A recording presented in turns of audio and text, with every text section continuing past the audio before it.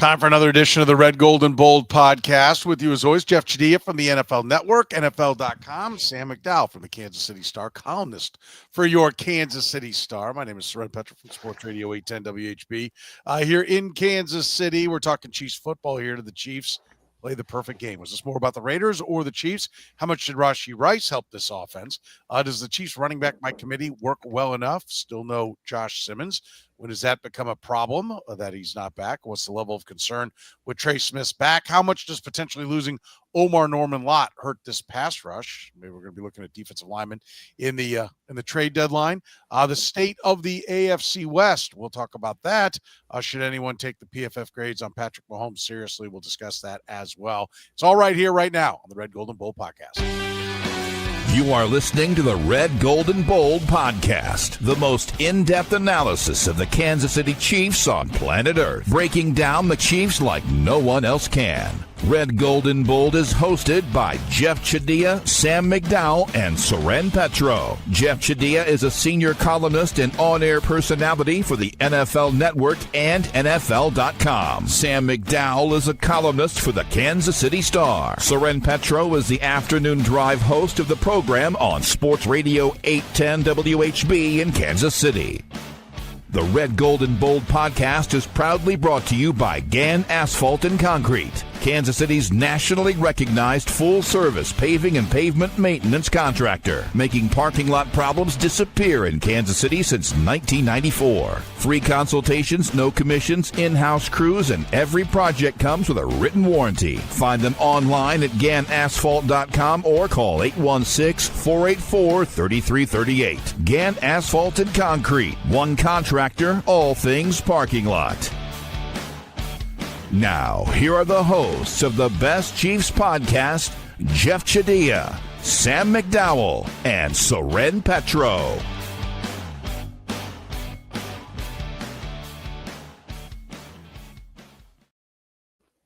Thank you very much, Curtis. Let's get things started here, gentlemen, and talk about the age-old question.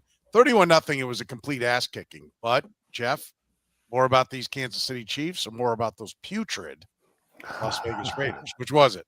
Well, that adjective kind of sums up how it looked for me. And usually I go Chiefs on this one because I always like to give credit to the victors. And they would have won. We all picked them to win the game, so we thought it was going to be that way. The way the game played out was about the Raiders. And I think that, to me, was the more noteworthy story, that Pete Carroll is not going to be around if this team turns this thing around. It's going to take a long time for them to improve whatever situation they have over there. I don't think having Max Crosby would have mattered. I don't think having Brock Bowers would have mattered. I don't think Jacoby Jones or whatever, who's the receiver? That's Myers would have mattered. And to be honest with you, I don't think Rashee Rice being out there would have made that big a difference. I think this game was going to go this way that it went because the Raiders are not that good of a team.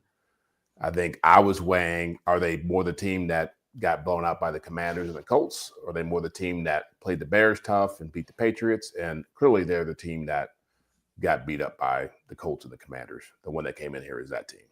Yeah. Sam, where do you see it? Yeah, I mean, long term, I agree with Jeff. This was more about the Raiders because that team looked like if this was not Pete Carroll's first year, we all would have been waiting on Monday to see if they fire their head coach. Yeah. If it wasn't the first year and a guy that's had that sort of success. I mean, I do think, look, I mean, the Raiders sucked last year and the Chiefs got lucky to win that game. The Raiders sucked 2 years ago and the Chiefs lost that game. And so, back to what I said Friday, like I was eager to see if the Chiefs could blow anybody out because it wasn't just the 12-1 possession wins last year. Their largest margin of victory until that Steelers game was 14. And even that Steelers game was 19. Like, I guess we probably call that Steelers game a blowout, but like I could easily see why you'd say, well, maybe not enough to be a blowout. Like, you could argue they didn't blow anybody out last year. And so at least some of this has to be about the Chiefs, but that just looked like a Raiders team that we already thought was bad, but somehow got worse on Sunday. And I don't know how the Raiders bounced back from that performance. Wow. 3 first downs. 3 first downs. It was like they were playing a high school team out there. I think they bounce back by going into a bye and then getting Brock Bowers and Jacoby Myers back. I mean, I think that will be the rallying cry and that will be the hope. But I do think it's clear. I remember talking with guys in Vegas, going on with shows in Vegas and, discussing what they were doing. And I said, I can't really figure this out. Are they playing for now? Or are they playing for the future? And they said, well, they're doing both. And I said, well, then they're doing neither, right? You can't. You're either all in for now or you're all in for the future, right? Maybe once you get the quarterback in place, I think the Chiefs try to ride that line of making decisions to keep the window open as long as possible. Maybe at that point, once you have the quarterback in place, you can kind of play that game, but you cannot when you're the Raiders do it. And I think that's what they did. They've crippled both. They've crippled themselves now by trying to do some things looking to the future, and they've clearly crippled the future. Adding the salary of Geno Smith is preposterous. I mean, it really, and the fact that Pete Carroll, I mean, I think it won't be a one and done because Mark Davis won't have the self-confidence to fire a guy after 1 year and say to his fan base, look, I blew it, but we're not going on anymore with this. So they'll keep going. But when Sam Darnold's available, Geno Smith's available, and who was the other quarterback? Jackson Dart. Jackson Dart in the draft, yes. But there was even another veteran quarterback that I'm blanking on right now. And then you chose the wrong one because you had one good year back in the day. I mean, that to me says Pete Carroll's just trying to recreate what he did in Seattle and not looking to build bigger and better in Las Vegas. He's not evolving with the times. And so, had Geno Smith come in and played really good football, I'd be like, wow, I didn't think it was going to work. But Pete Carroll knew him better than anybody else. What a good move. Well, Pete Carroll knew him better than anybody else. And it sucks. And so it's on him that he got it wrong. And so I'm with you. I almost never, ever like to say it's about the other team. And I do preface it the same way Jeff did. We all thought the Chiefs were going to win. So that was what I think even with the past history of the close game, Sam, you pointed out in the loss, we thought this one was going to be different because this is a better version of the Chiefs the way they're playing right now. And there was going to be the motivation of Rashee Rice's back, so on and so forth.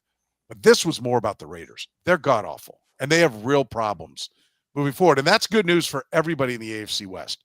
Put them all down for 2-0 for the next couple of years against the Raiders because I don't see how they compete with any of the three teams in the AFC West. We'll talk more about that in a little bit. But you look at how they've drafted in the last few. They've got a lot of high picks, a lot of first-round picks, and none of those guys were out there doing anything. Because I think Jeffrey's got time, but the other guys, I'm like, what are we looking at? They think they're closer than they are. Like you draft a running back as if you're like a piece away rather than looking at a long-term, like a running back is the shortest term position in the NFL. And the running back draft picks in Seattle were the problem, not what kept them going. Like taking Kenneth Gainwell or Walker, Rashad Penny. Rashad Penny. I mean, those picks were the negative side of things. And Mark Davis clearly heard Pete Carroll say, here's my plan. I'm going to do exactly what I was doing in Seattle. But that wasn't what worked. I mean, the running back that worked for them with a championship, they got in a trade. And Marshawn Lynch, they didn't draft him high. And so all the things that helped get Pete Carroll out of Seattle is what he immediately started doing in Las Vegas. I really don't like saying it, but it was definitely more about the Raiders. Hey, since 2019, I was looking it up. They've had the 4th overall pick. They've had the 12th overall pick. They've had the 7th overall pick, and they had the 6th overall pick. You have to hit on those kind of picks. Yeah. You have to come away with more talent than that. How much did Rashee Rice help this offense? Jeff, you made a little bit of a comment about Rice there in what you said at first. How much was Rice a part of the equation? I think he was fine. Again, I think that I think Sam was the one who predicted it, that they were going to feed him, and they did. But I think what he ended up doing was what I thought he was going to do. I think he was clearly on a pitch count. He had 40-some yards receiving. They got him the ball in safe situations where he could feel good about having it.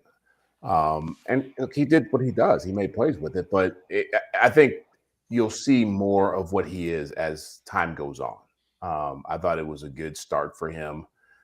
He obviously didn't get hurt, which is a big thing. But for me, it was more about this was a great opportunity to have that kind of debut for him. I didn't think it was otherworldly by any means. Okay. What would you think the impact was with Rashee Rice? Yeah, I thought it was pretty significant. I mean, the Chiefs had 434 yards of offense on the day, and I actually spent my post game column like writing about 15 yards. And the first play that stood out to me was the back shoulder throw that for a touchdown. And looked that up, and it's the first back shoulder throw that Patrick Mahomes has thrown all year. He's thrown one all year, and it's a guy he hasn't played with in 380 some days. The no look pass, I think, is look, it's a cute play. I think it's a highlight play, but it also shows me that he knew where Rashee Rice was going to be without even looking at him.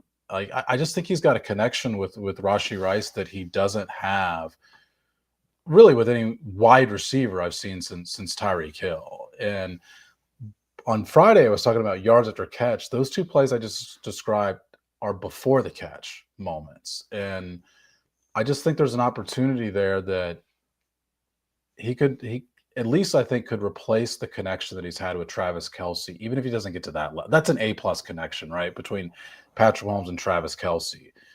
You might be able to see like an A- connection between Patrick Mahomes and Rashee Rice by the end of the year. I asked Patrick Mahomes about it after the game. He says he can read his body language to know where he's gone and where he expects the ball. He's too nice to say the rest of it, but I'll say it for him. He can't describe any receiver he's played with like that since Tyreek Hill went out the building. Yeah, I think that's a great point. I'll add on that the back shoulder throw is, to me, growth by Rashee Rice as well, because we've seen I think there was one other back shoulder throw that I can think of. Maybe I'm missing another one, but there's only been a couple since Rashee Rice got here. If he's adding that to his game, I mean, that's kind of you and I a couple of weeks ago on the radio show, Sam, we're discussing, is he a number one? Is he not a number one? And it's the variety of being able to run all the patterns, being able to do all those that to me that I want to see. Well, that's one that you need to be able to do. You need to be able to have that connection with the quarterback. You need to be able to see that the coverage is too far up, give that look, slow up a little bit, and even present that window to the quarterback so he can see it even better. I think this one was just called, but all those kind of things I think are part of what makes him more dangerous, like being able to have that. And then I think the other thing is, I know the little pop pass is a glorified run, but it's his run after catch ability that makes it really a threat. And the more they do it, the more that opens up everything else down the goal line. Now, when he's coming down the line, linebackers, safeties, edges are got to be having to respect him, and that even opens it up and makes it easier for Kareem Hunt on the inside. So I thought it was a nice debut. I mean, I know there wasn't a lot of yards. There was a lot of catch, and there was a lot of productivity. And I thought it was a pretty good, because I expected some rust. I think we all expected some rust. I thought it looked pretty good for a guy who hadn't played in more than a year. Yeah, I mean, and I actually thought his first touchdown was more indicative of like the player we know. The fact that he gets face mask, he still runs through traffic. Like that's the Rashee Rice I think we expect. Like that's the strength that we've been complimenting for more than 2 years now. Is he's terrific after the catch. That's why these other plays stood out to me, is because the Chiefs need this. Like a back shoulder play needs to be part of their offense when things are tough. The Chiefs have played a lot of zone lately. Like I'm not trying to pour cold water on what their offense has done. I've been touting their offense for 4 weeks now. I think their offense has been terrific. They've played a lot of zone. I think they're going to start seeing some more man-to-man, and there's going to be days where it's tough to win man-to-man. Well, those are plays that when your guys aren't getting open, you create openings with them. And that's really not the way this offense has liked to operate for a little while, which is why it's the first one that Patrick Mahomes has thrown all year. By the way, when you said you guys, I was like, whoa, what? Yeah, your guys. Where the hell is that coming from? Like these shots at us. I think we'd all agree. Successful debut. Let's see what else comes next, right? And let's see him against better competition. When we see that, we'll have a better feel, right? I mean, Jeff, I think that's where you were going to go, right? Yeah. I mean, that's what I was going to say. I don't think it's pouring cold water on it. It's just being realistic about they have not faced the best quality of defensive backfields in the last 3 or 4 games, right? I mean, the Ravens have been beat up. The Lions have been beat up. The Raiders, I don't know if they've been brought a defensive backfield. But that's why I said I think Rashee Rice, they would have the same day with him or without him.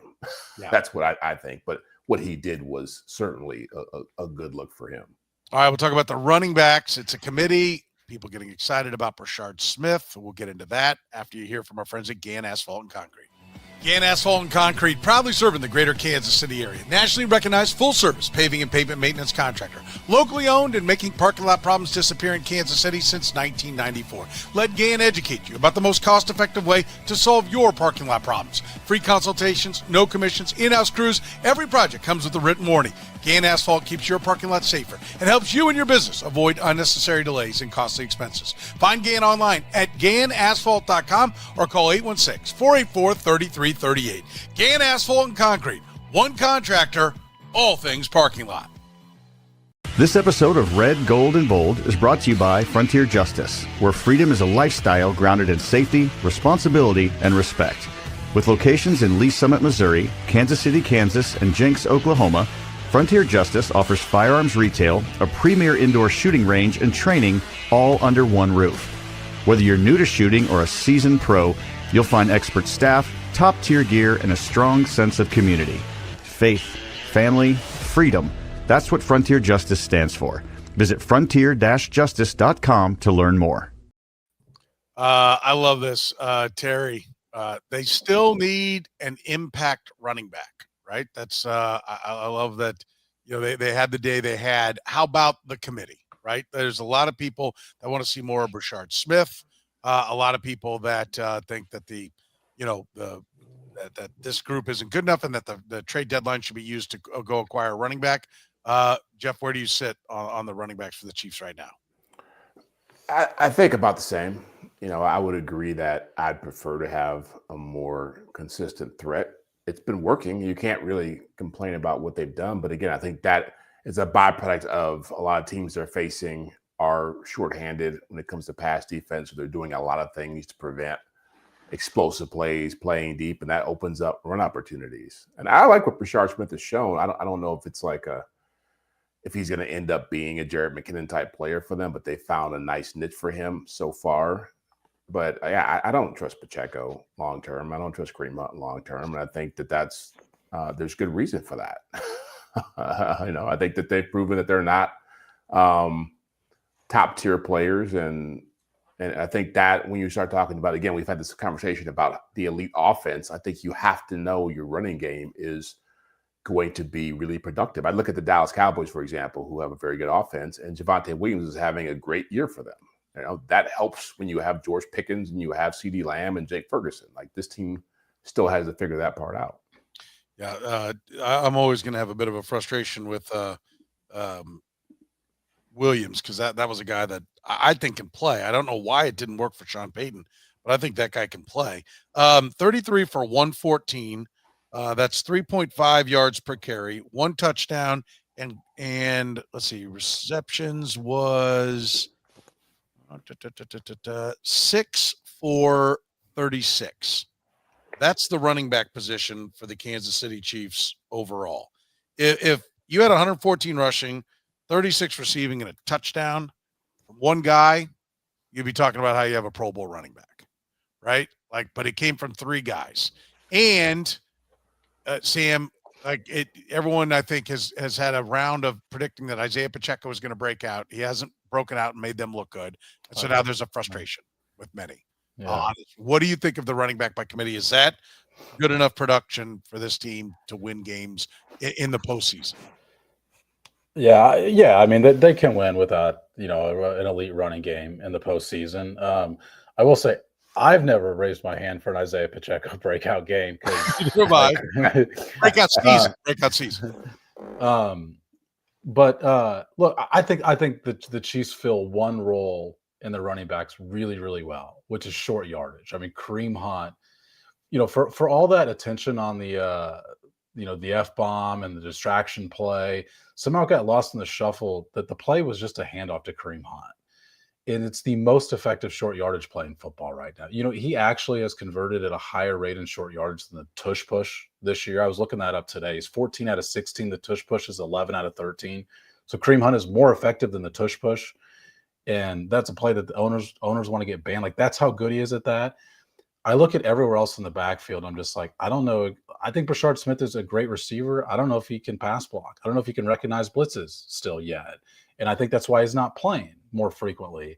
And so, but the number one is the number one. They still don't have a lead back who you've got any sort of confidence in. And look, I could go through a lot of numbers with Isaiah Pacheco, but I'll just say this. He sits outside the top 35 in almost all of them when you look at the analytics of it. Like, he's not been a productive back even this last week. I don't think he was a productive back. Even I actually said to Blair Kirkhoff in the press box at one point, I said, the telling thing is Isaiah Pacheco thinks he's having a hell of a day.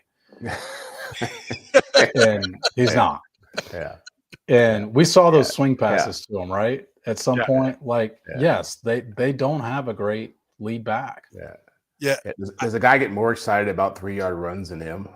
No, they don't. But and I too, maybe only Eric Eager was more down on the Isaiah Pacheco compared to what the fan expectation was than me, right? And I think he's proven to be, I think the fans got what they wanted in the sense that he has a moment here or there, but he is a guy that, I don't even know if I call him the David DeJesus of running backs. I always said about David DeJesus as an outfielder for the Royals, if you're a winning club and you're like, we need an outfielder, and you're like, David DeJesus available?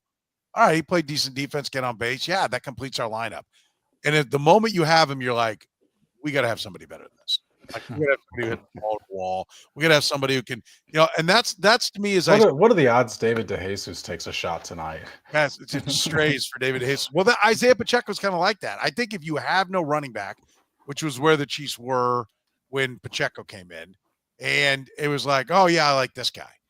And then when he doesn't get better, he doesn't go beyond what he is, fans are pissed because they always want him to be more. And that's what, to me, Brashard Smith is happening to Brashard Smith right now. He's not Isaiah Pacheco. That is the most compelling thing for the fans, is that he's not Pacheco.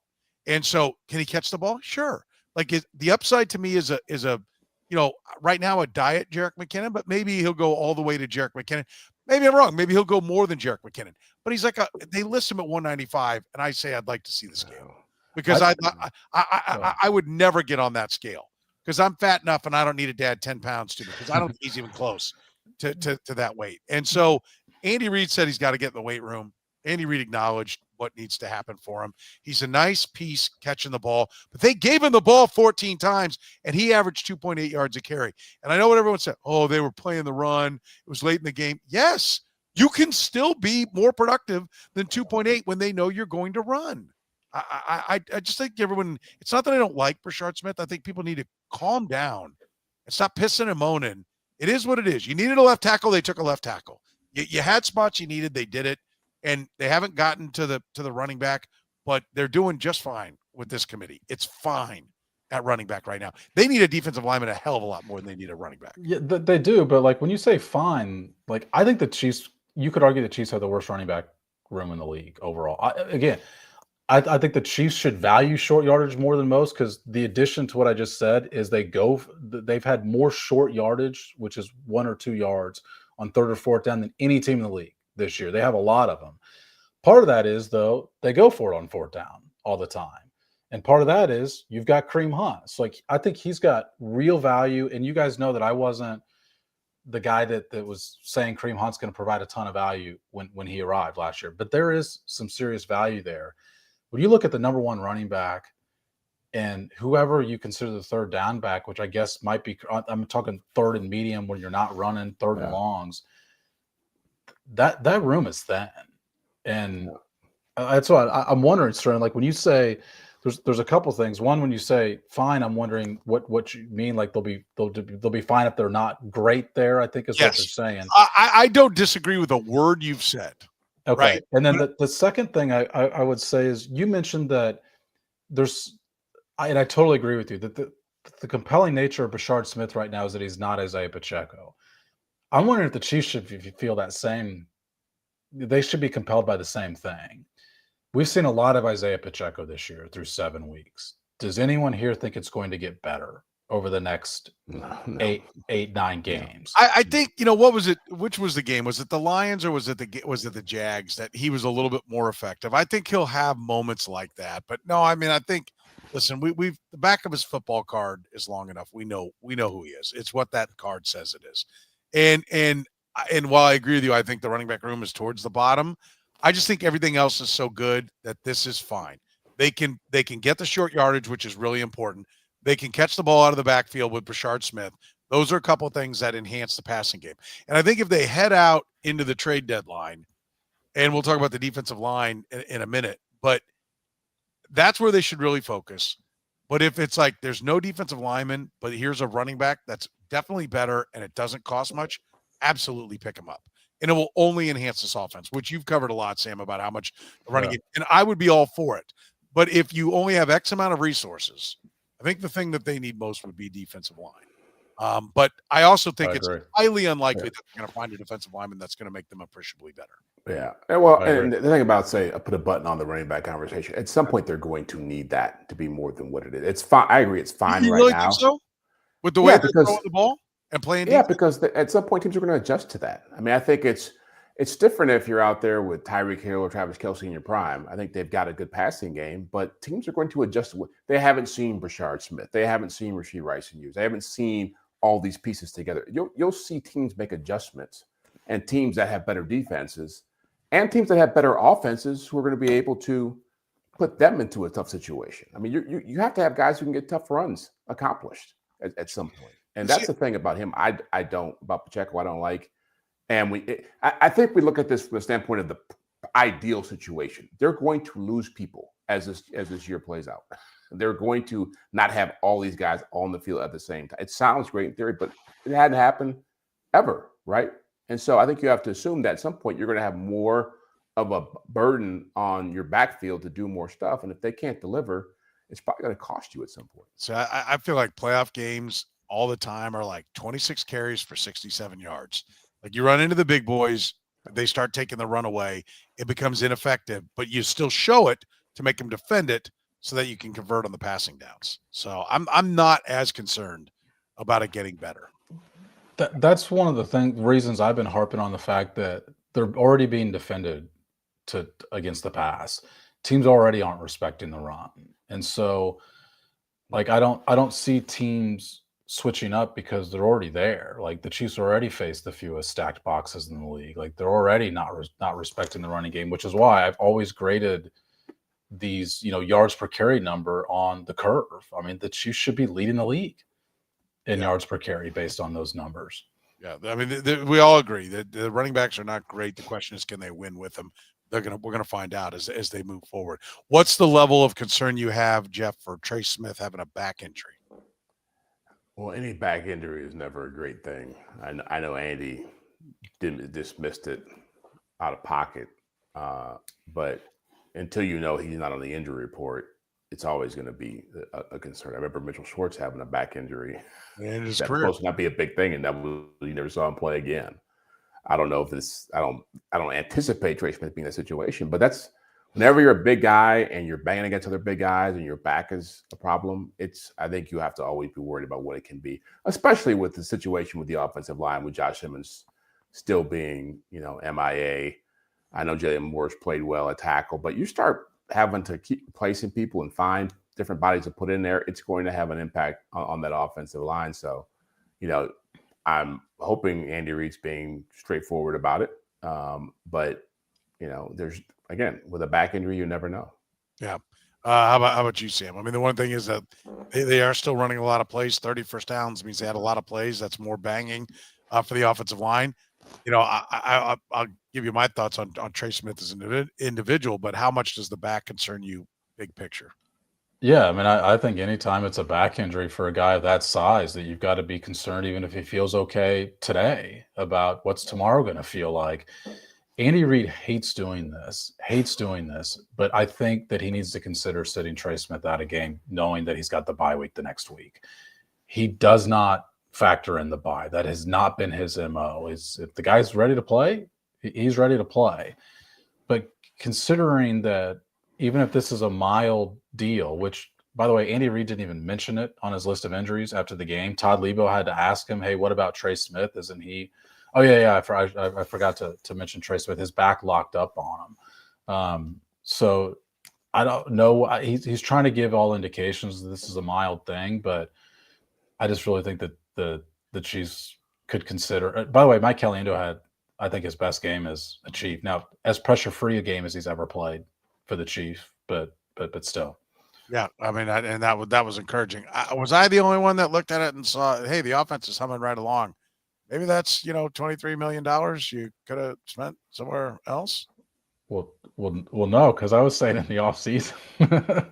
Well, no, I mean, I know you and I both were on the without him. Without I think we were all three of us were surprised after Creed Humphrey that it wasn't an obvious move that they were going to move on, and so we were all on the wow, that's a lot of money to pack into the offensive line zone. But I mean, what didn't you have that thought in the game again? Like, you just brought it up. Like, here you are humming along with Mike Caliendo. Like, this seems more like a luxury. It seems more like, I don't know. I can't even think of what addition you put on cars anymore. It seems like everything's standard. But back in the day, it was like power windows. Do we need to spend another $500 for power windows? We can do this and crank them up. I know every car, the windows are power now, I think. But, it's like, it seemed like a luxury, and I think it kind of proved that way, at least against a bad team like the Raiders. Now, against a good team like Caliendo, he definitely got exposed against the Eagles.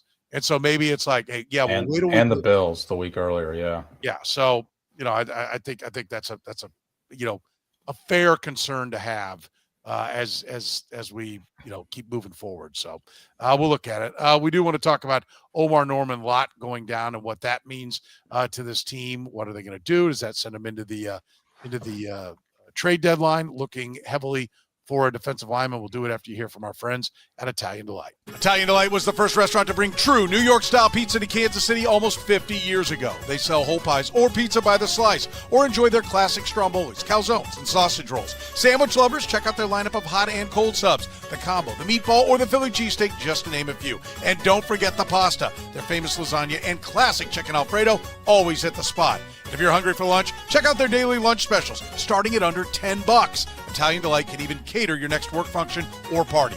Dine in, carry out, or delivery, it's Italian Delight. Located just 3 minutes east of Kansas Speedway at 8145 State Ave in KCK. Check out the menu and order online at ItalianDelightKS.com. Kansas City's own Italian Delight.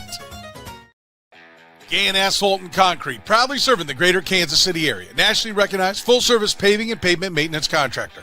Locally owned and making parking lot problems disappear in Kansas City since 1994. Let Gann educate you about the most cost-effective way to solve your parking lot problems. With free consultations, no commissions, in-house crews, and every project comes with a written warranty, Gann Asphalt keeps your parking lot safer and helps you and your business avoid unnecessary delays and costly expenses. Find Gann online at GannAsphalt.com or call 816-484-3338. Gann Asphalt and Concrete. One contractor, all things parking lot.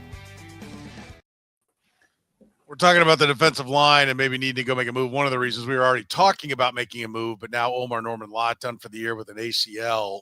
Is it vital that they go find someone to replace him, Jeff?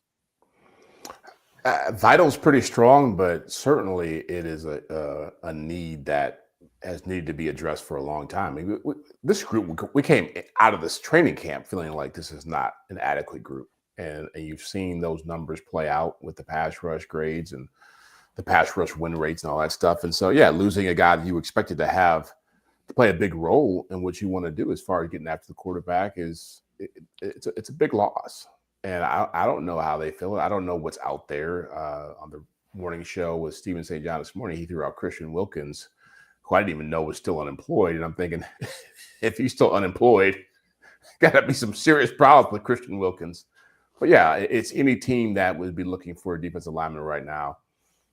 For a team that needs to do that, like the Chiefs, it's going to be tough sledding. I don't want to say it's vital is a strong word. I think they have to try to find a way to fix it, but they can probably get by without him. Vital is probably a strong word. Number one need, I think we'd all agree it's the number one need. Question is, Sam, does anybody in the NFL give up any big people that are any good ever?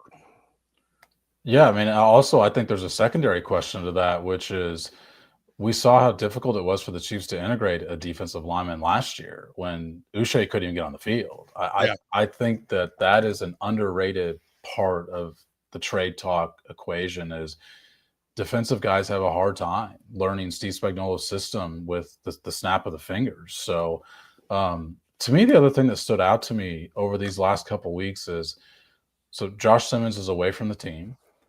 Omarr Norman-Lott just went down for the year.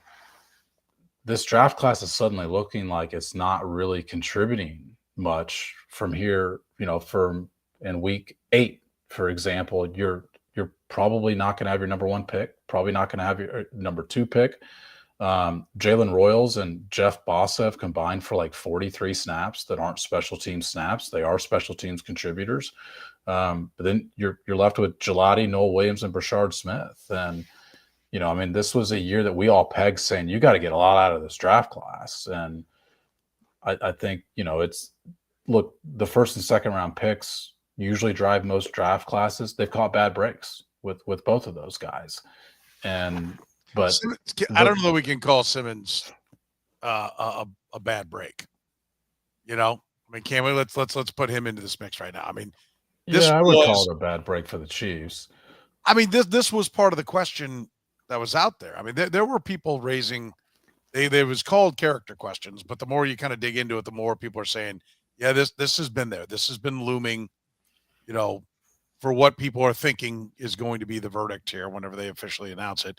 There were some questions about whether, I don't know. It's difficult. There were questions about him. Let's say that. There were people quoted from teams that were saying it's not the knee, it's a character question. Yeah, I don't want to speculate on what it is. So I think that's a tough one because that's why I just sounded like an idiot trying to spit it out. But I'm trying to make sure you don't think it's a bad break. Why? Why don't I think it's a bad? I think it is. Listen, anytime a player starts playing and then isn't playing, there's a little bit of a bad break. Usually it's an injury. But in this case, these are some of the things that were being discussed about him. Okay. So you're saying they could have seen this coming. You could have seen there were I don't want to call them red flags because it's not what was being discussed about Rashee Rice. Right? Like to say well, it's a bad break that he was driving 119 miles an hour. He was alleged to have done some pretty reckless things at SMU. So you should have anticipated that was a possibility. Yeah. There was some thought that there could be some question as to whether or not he was going to be ready to go for the knee part, but also beyond that. And that was quoted in stories by teams that were saying that about him in this draft. So is it a bad break? Yes. He started the season. It all looked great. And then now he's not playing. That is a bad break. I don't want to, but I just do think this is part of the reason why he was available at 32.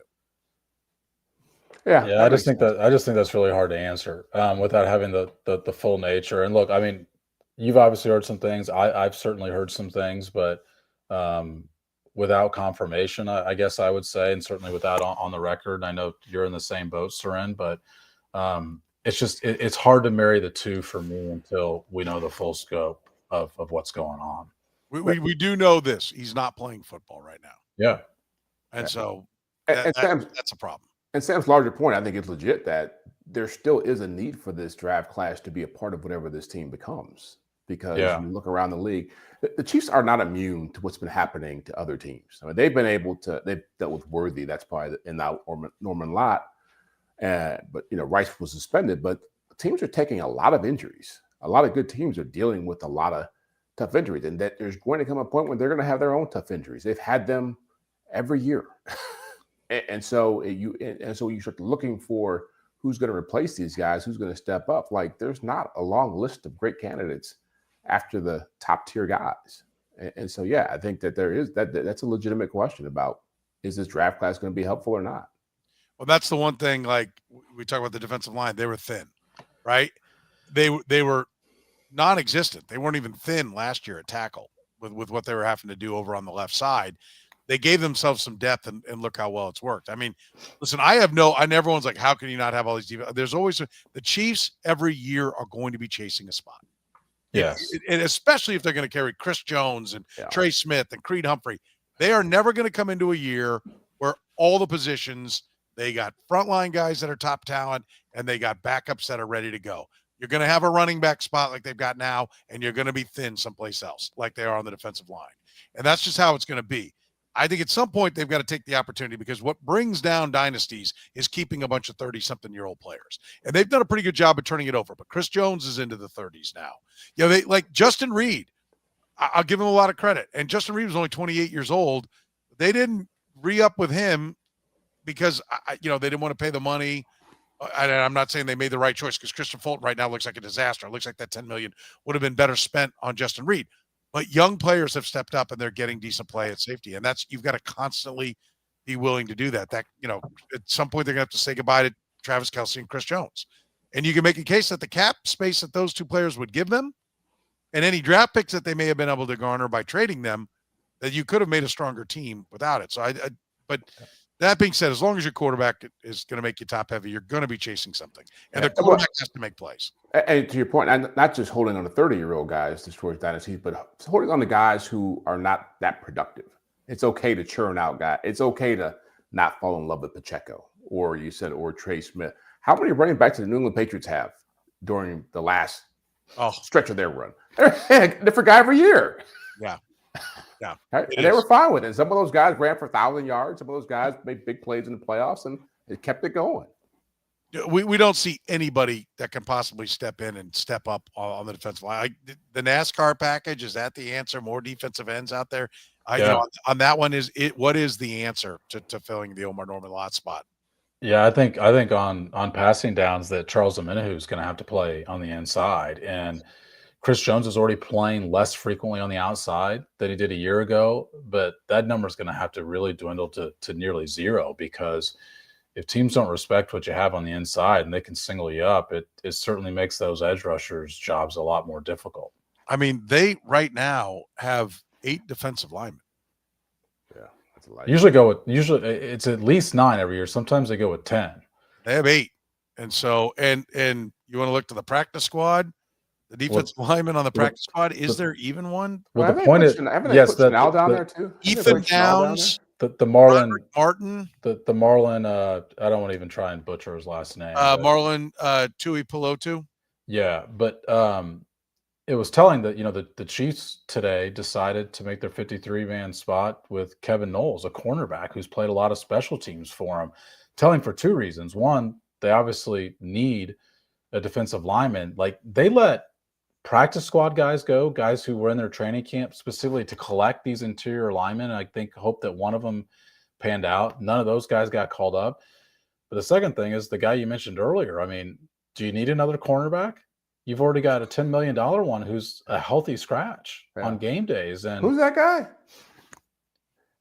My Bold and Darren prediction looks really good right now. Christian Fulton. Yeah, I certainly remember you weren't high on the, but I don't remember the exact nature of the. I think he was not going to start more than 10 games. Yeah, I think I've already won it. Haven't it's tough to cash a Bold and Daring on October 21st. I'm feeling good, man. But Jeff. He might be there already. Yeah, Jeff's going to do it. It's definitely looking that way. Yeah, I think. Listen. Someone's asking me about Pennell, by the way, in the comments, just while you collect that thought, Soren, is that, like, Mike Pennell, I think the hope was that he could play at the end of the year. I think there was some concern about a 20 – I mean, let's face it, the Chiefs are playing 20 to 21 games. I think there was some concern of what's this going to look like in January if he plays in September, October, and November. But the Bengals pounced. The Bengals scooped him up. Yeah. And that's part of the risk you take. Zallen, how has none of the beat writers not found out what happened with Mike Pennell? There's your answer. Yeah, I don't think there was a. I think they made a mistake. I'll say that. I mean, we said that at the time. I'm not sure why you're releasing Mike Pennell to trade back for Derek Nottie. I mean, that, and I get where Alan's coming from, because I think a little bit like, why did you do that? That does not make sense. Like it seems like somehow. And then for Chris Jones staying at the podium, were you in the room for that, or were you in the locker room, Sam? I was in there, yeah. I mean, but he was asked about it, which I also thought the question was, to be frank, a little unusual, because it forces a player into quasi tampering. Yeah, I was shocked he said it, and he even went so far as to say, "Get Mike back." Yeah, I mean, to me that qualifies as tampering. I agree. So what was the question? I didn't hear. Somebody asked, do you remember what it was? It was like, if he wanted to, if he talks to Mike Pennell, or no, I think if he misses Mike Pennell or something of that sort. I can't remember. I should remember the exact question, but I don't. But he'd said, yeah, bring him back. Yeah, I said, "Oh, Mike Pennell, He's I not love him. He's available. my brother. We got to bring him back. Get Mike Pennell back. Get Mike Pennell back." It's like, dude, well, like, there's no when you repeat it 3 times, there's no doubt what you're getting at here. So, Yeah. It's and that's even what Alan says. When Chris said that, I was floored. Yeah, so was I sitting there. I was like 3 feet in front of him when he said it, and I was like, I can't believe you're saying this. But yeah, it's that one's been a problem. And it is going to be interesting to watch and see what they do on that defensive line because it's thin. They lose another one, they're really, really going to have some problems there. How about the AFC West? What do we think now? Broncos get a furious comeback. Chargers get hammered by the Colts. The Raiders are trash. What do we think, Doc? About the AFC West, Jeff? What's the state of the AFC West now? I think it's still what it was a week ago. I mean, I think all 3 of these teams are going to be beating up on each other. The Raiders are not part of this equation anymore. It's a 3-team division right now. But, yeah, I mean, the Chiefs obviously have made huge strides in the last few weeks. I'm not discounting the Chargers. I mean, they're going through a lot of injuries, but they'll get guys back. Omarr Hampton will come back. Joe Alt will come back. They'll get healthier, which is a big part of their issues. They just can't protect and run the football the way they want to be able to, which affects their defense as well. And so I think they will be in the mix. And I do think the Broncos, they're a weird team because they can be super explosive as they were in that fourth quarter the other day, and then they can just be what they were for the first 3 quarters, which is maddeningly frustrating on offense. But their defense, I think, is still good. I think their defense matches up well with every other team in the division. And they're 2 last second plays away from being undefeated right now. It's not pretty, but they're in first place. So I think that all 3 of these teams are going to have their moments against each other, and they're going to be some tough battles. I mean, the Chiefs are certainly, the way they're playing right now, look the best, but I think as time goes on, I think Denver will look better and the Chargers will get better. What do you see in the AFC West right now, Sam? Yeah, it's the Chiefs' division to lose. I mean, I at the onset of the season, I think one of my bold and daring predictions was that I wasn't as high on the rest of this division. I thought the Chiefs would roll through this division. I don't think the Chargers and I don't think the Chargers are a good football team. I think they're 23rd in DVOA, and to me that sounds about right. Denver's 14th in DVOA. To me, that seems even a little high. I just like Bo Nix is not impressive, and he doesn't have the weapons to carry him.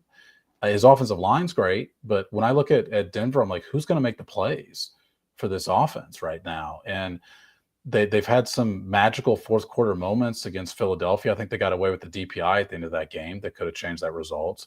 Some magical moments against a Giants team that, by the way, some of the Giants could have rolled through the AFC West or could be competing in the AFC West, but I just don't think this division's what people thought it was going into the year. I don't think these teams are the records are there, but I don't think these teams are quite as good as what people anticipated. I think the Chargers, to Jeff's point, have a chance to get some things going. 500 Vikings at home, coupled with after that at the Titans, Steelers, tough game, at Jaguars, could be tough, but they're really struggled. They got quite a hangover after beating the Chiefs the last couple of weeks, and then the Raiders at home. I mean, that's certainly 5 winnable games because I know you're not as high on the Steelers either, Sam, and I think they're good. I'm higher on them than you are, but I don't think their defense has played pretty well other than last week. But those are, a 500 team, a terrible team, a Steelers team that's good, a Jags team that is dangerous, but they're basically a 500 team, and a Raiders team that's bad. I mean, that is a chance for the Chargers to get some people back and get some wins while that's going on. And they're 4-3 too, right? They are they're like 2 and not 2 and 5. But for the Broncos, I guess and just FYI, the what they've got coming up: Cowboys at Texans, Raiders, Chiefs at Commanders, at Raiders. But I think a little bit more of the Broncos than you do, Sam. I think the Broncos are pretty legit. Yeah, they were a playoff team last year. They were, but that's one of the reasons why I wasn't as high on these two teams is they didn't beat anybody last year. I mean, the only double-digit wins either one of these teams had last year was against each other. So I like I said, wasn't quite as high. I don't think it's a given that the Chargers suddenly get it together once Joe Alt comes back. It certainly helps, and they've certainly missed him. Herbert's the most pressured quarterback in the league. over the last 5 weeks. But I think they got a lot more their defense looks atrocious right now. Yeah, I listen. Beating the Eagles, beating the Colts, or losing to the Colts by one, they should have beat the Colts. But yeah, that's fair. Isn't this aren't the Chiefs in the position that must have been maddening for the other teams the last few years, which is the Broncos, even though they lost that Colts game, they've also eked out some wins like against the Giants and Eagles they probably shouldn't have. The Chargers have won a couple of games that they probably shouldn't have, and you're the Chiefs and thinking, man, you've lost 3-1 possession games. And like the opportunities there, like this is what it's felt like for the Broncos and Chargers over the past couple of years. It's feeling like they were the almost, and there go the Chiefs, who probably aren't as good as their record, but they just keep finding ways to win games. And that's why I think that there's enough time in the season that's going to even out. Okay, all right. Should anyone be taking the PFF grades on Patrick Mahomes serious? 62, according to PFF. Geno Smith outplayed Patrick Mahomes. Go ahead, Jeff. You go first. I'm not a big PFF. I'm not a big fan of anybody grading that's not involved. That doesn't know the assignment. Yeah. So I agree that you take the grades with a grain of salt, right? Because they don't know that. But I haven't decided if this is, clickbait. like 31. I don't think it's that. 31 fan bases hate the Chiefs, so let's give them what they want. Let's show them the stats that they want. They want to believe that the Chiefs. We got to give them more credibility than that. Yeah. Explain it to me, because I do think. Well, I'll give you the explanation for why I think it. By the way, it's just his passing grade that's higher. Patrick Mahomes had a much higher overall grade. Okay, but I'll try and explain. Again, you still think Geno Smith threw it better? I'll explain it, but preface it by saying I do think that they need to revisit some of these things. And this is an example for why. But Patrick Mahomes threw the ball as quickly as he has at any point in his career, literally the quickest in any single game of his career. It wasn't, tough throws.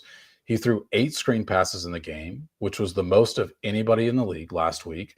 He had 2 plays that were graded as turnover-worthy plays, and they should have been. He had 2 plays on the same drive that should have been intercepted.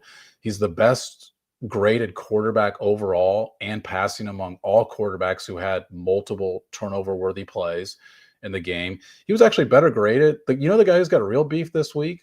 Daniel Jones was graded as having 0 turnover-worthy plays and threw for 288 yards and 2 touchdowns, like 114 passer rating. Mahomes got a better grade than he did. That's the one I actually think is like, I can't figure that one out.